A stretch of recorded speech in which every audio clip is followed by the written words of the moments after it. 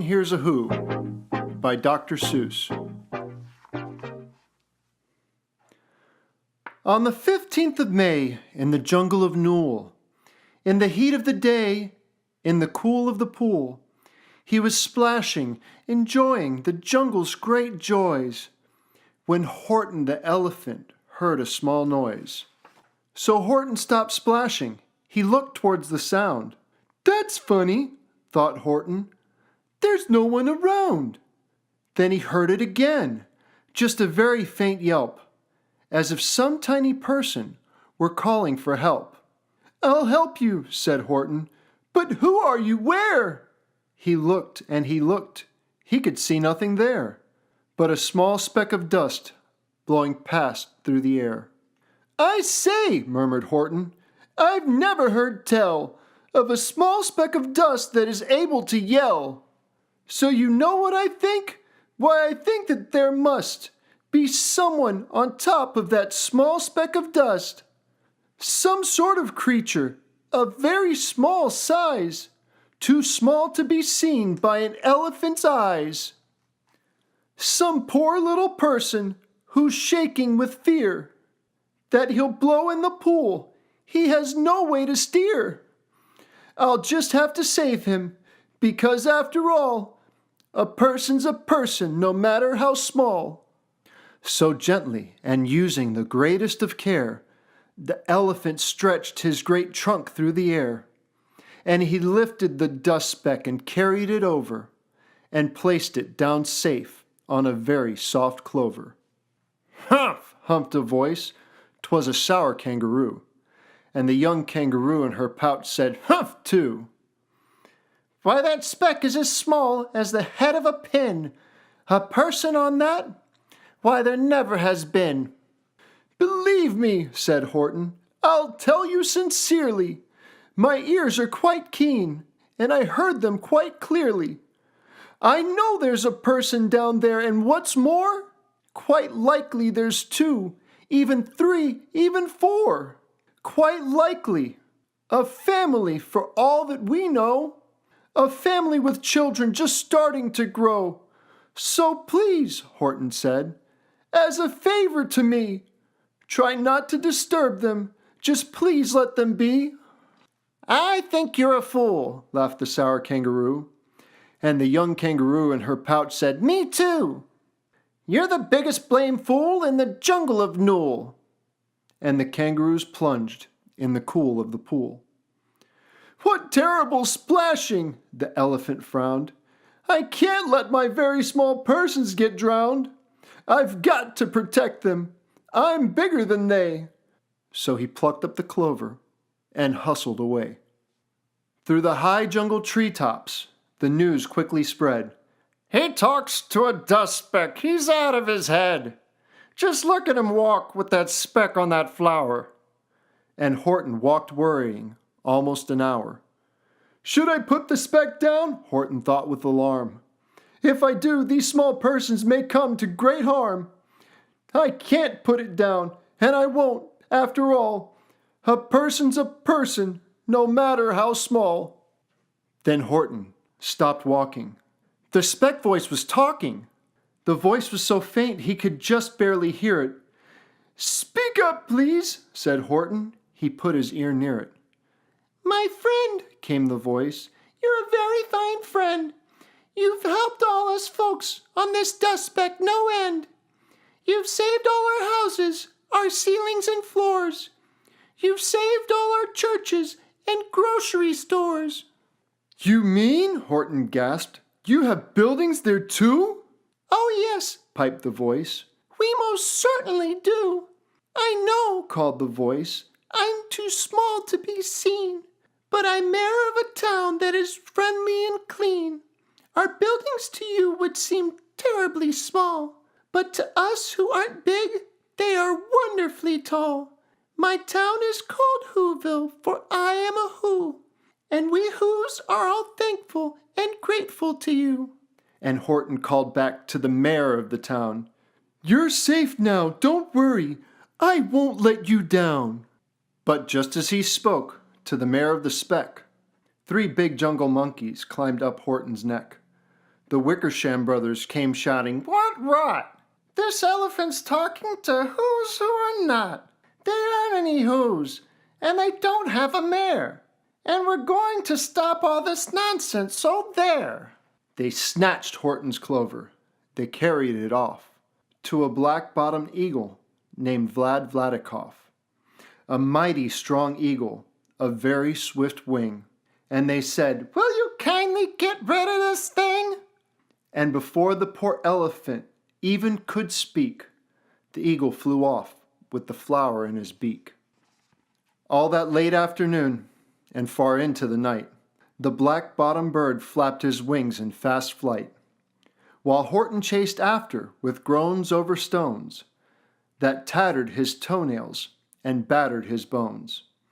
He begged, "Please don't harm all my little folks who have as much right to live as us bigger folks do." But far, far beyond him, that eagle kept flapping, and over his shoulder called back, "Quit your yapping! I'll fly the night through. I'm a bird, I don't mind it. And I'll hide this tomorrow. Well, you'll never find it." And at 6:56, the next morning he did it. It sure was a terrible place that he hid it. He let that small clover drop somewhere inside of a great patch of clovers, 100 miles wide. "Find that," sneered the bird, "but I think you will fail." And he left with a flip of his black-bottomed tail. "I'll find it," cried Horton.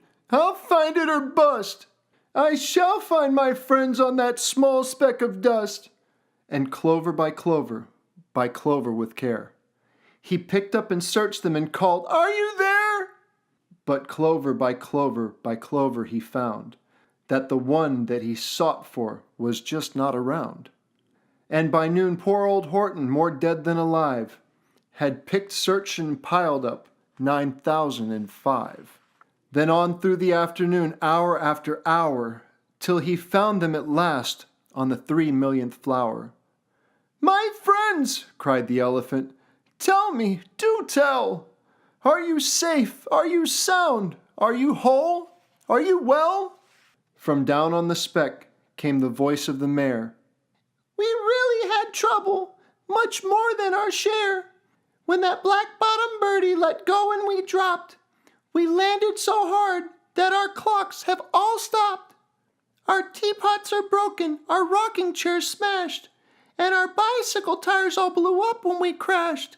So Horton, please," pleaded the voice of the mares, "will you stick by us who's while we're making repairs?" "Of course," Horton answered, "of course I will stick. I'll stick by you small folks through thin and through thick." "Humph," humphed a voice. "For almost 2 days you've run wild and insisted on chatting with persons who've never existed. Such carryings on in our peaceable jungle. We've had quite enough of your bellowing bungle. And I'm here to state," snapped the big kangaroo, "that your silly nonsensical game is all through." And the young kangaroo in her pouch said, "Me too!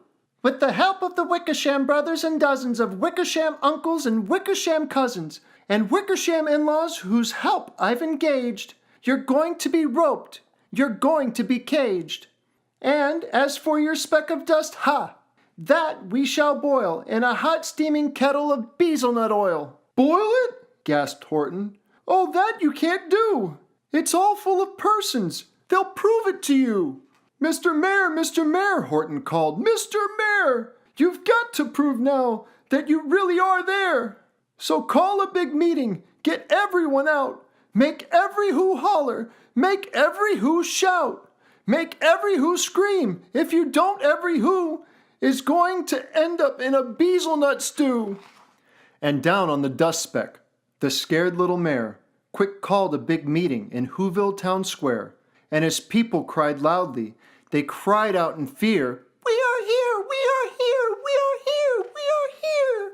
The elephant smiled. "That was clear as a bell. You kangaroos surely heard that very well." "All I heard," snapped the big kangaroo, "was the breeze, and the faint sound of wind through the far distant trees. I heard no small voices, and you didn't either. And the young kangaroo in her pouch said, "Me neither." "Grab him," they shouted, "and cage the big dope. Lasso his stomach with 10 miles of rope. Tie the knots tight so he'll never shake loose. Then dunk that dumb speck in the bezelnut juice." Horton fought back with great vigor and vim, but the Wickersham gang was too many for him. They beat him, they mauled him, they started to haul him into his cage, but he managed to call to the mare, "Don't give up, I believe in you all. A person's a person no matter how small, and you very small persons will not have to die if you make yourselves heard, so come on now, try." The mare grabbed a tom-tom, he started to smack it, and all over Whoville they whooped up a racket. They rattled tin kettles, they beat on brass pans, on garbage pail tops and old cranberry cans. They blew on bazookas and blasted great toots, on clarinets, oompas, and boompas and flutes. Great gusts of loud racket rang high through the air. They rattled and shook the whole sky, and the mare called up through the howling mad hullabaloo, "Hey, Horton, how's this? Is our sound coming through?" And Horton called back, "I can hear you just fine, but the kangaroo's ears aren't as strong quite as mine. They don't hear a thing. Are you sure all your boys are all doing their best? Are they all making noise? Are you sure every who down in Whoville is working? Quick, look through your town. Is there anyone shirking?" Through the town rushed the mare from the east to the west, but everyone seemed to be doing his best. Everyone seemed to be yapping or yipping. Everyone seemed to be beeping or bipping. But it wasn't enough, all this ruckus and roar. He had to find someone to help him make more. He raced through each building. He searched floor to floor. And just as he felt he was getting nowhere, and almost about to give up in despair, he suddenly burst through a door, and the mare discovered one shirker, quite hidden away, in the Fairfax Apartments, apartment 12J. A very small shirker named Jojo was standing, just standing, and bouncing a yo-yo, not making a sound, not a yip, not a chirp. And the mare rushed inside, and he grabbed the young twerp, and he climbed with the lad up the Eiffelberg Tower. "This," cried the mare, "is your town's darkest hour, the time for all who have blood that is red, to come to the aid of their country," he said. "We've got to make noises in greater amounts, so open your mouth, lad, for every voice counts." Thus he spoke as he climbed. When they got to the top, the lad cleared his throat, and he shouted out, "Yop!" And that yop, that one small extra yop, put it over. Finally, at last, from that speck on the clover, their voices were heard. They rang out clear and clean. And the elephant smiled. "Do you see what I mean?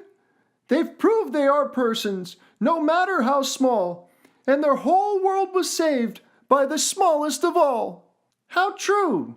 Yes, how true," said the big kangaroo. "And from now on you know what I'm planning to do? From now on I'm going to protect them with you." And the young kangaroo in her pouch said, "Me too. From sun in the summer, from rain when it's fallish, I'm going to protect them, no matter how smallish."